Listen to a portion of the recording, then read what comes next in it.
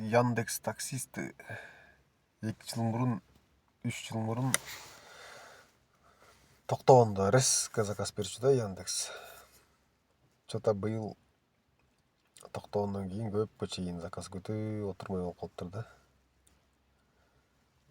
Причинасы не болду ошондо? Мындай убакта уже тынбай калчу да заказдар.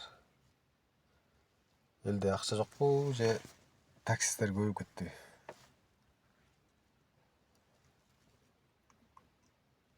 Мурун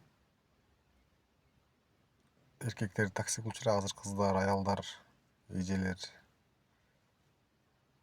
эркектер полный баары таксиге чыгып кеткен үчүн ушундай заказ жок болуп калды уже. Башта таксисттер көбөйүп кетти окшойт да, электромобилдер келе берип. Элдер рассрочкага алып таксиге чыгып чыргап атабыз десе. Бирок мен канча иштедим, ошо анча жыл толук нормально чыккан жок да.